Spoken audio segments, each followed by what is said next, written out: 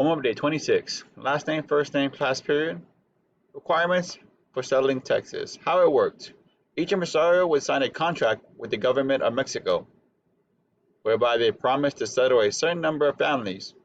In Austin's first contract, he was supposed to settle 300 families. Requirements for settling in Texas. You had to become a citizen of your new country, Spain, and later Mexico. You had to become Catholic. You had to be a good moral character. You actually had to live on the land and have some skills to contribute to the colony. Question 1. True or false? Impresarios had no requirements for selling Texas. They accepted everyone. And you can see here they have requirements, and there's 4 or 5, so that is all false. Impresarios had no requirements. That is false. They had plenty of requirements. Question 2. How much land did impresarios receive for every 100 colonists they settled in Texas? Text the State of Colonization Law of 1825. Requirements. Colonists to have good moral character. They have to be Christian, and that was understood to be Catholic. Benefits of using impresarios. They knew the Spanish language or had translators. Knew how to go about receiving claims to the land. Held the best positions. Impresarios received 20,000 acres of land for every 100 colonists they settled in Texas. They had 6 years to settle 100 colonists. And the question was, how much land did impresarios receive for every 100 colonists they settled? It was D, 23,000 acres of land. Question 3, true or false? Austin had no rules on who he accepted. He just wanted to settle. They did not need to have a skill. They could have also been in trouble in the past, and it did not matter to Austin. He just needed numbers. That is false. And you can see here, here's the requirements. Also here. What region did Austin discover that was a good place for his colony? So Moses Austin, Stephen Austin's father, died of pneumonia before he could actually carry out the plan. Stephen F. Austin, the father of Texas, continued his father's dreams of colonizing Texas. Summer of 1821, Stephen F. Austin explored Texas. He discovered a region between the Colorado and Brazos River. Good place for a colony in the coastal plains region. Had fertile soil, abundant water, natural resource, mild climate. Okay, question. What region did Austin discover that was a good place for his colony? Was it A, rivers between the Ohio River and the Arizona? Or B, regions between the Colorado and Brazos?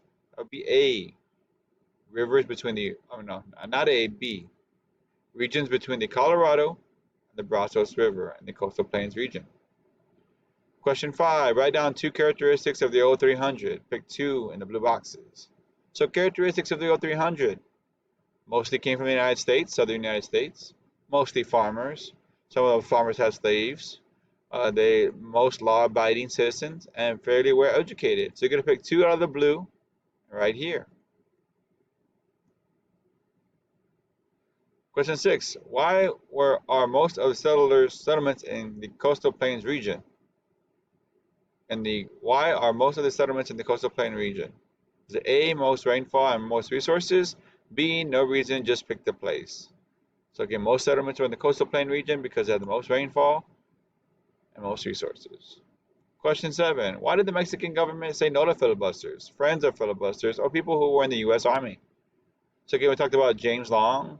He was a filibuster when Spain was in charge of Mexico, and he caused trouble trying to free Texas from Spain and make it independent. So they're filibusters. They cause problems in Mexico and Spain. Again, also Pirates Jean Lafayette also was a filibuster. So anybody affiliated with filibusters were not to be accepted. Why? Question again, why did the Mexican government say no to filibusters, friends of filibusters, or people who were in the U.S. Army? Was it A, because Mexico did not want to lose control of Texas and had to start the rebellion? B, because they could not afford to pay filibusters to work the land? That answer is A, because Mexico did not want to lose control of land of Texas and start a rebellion.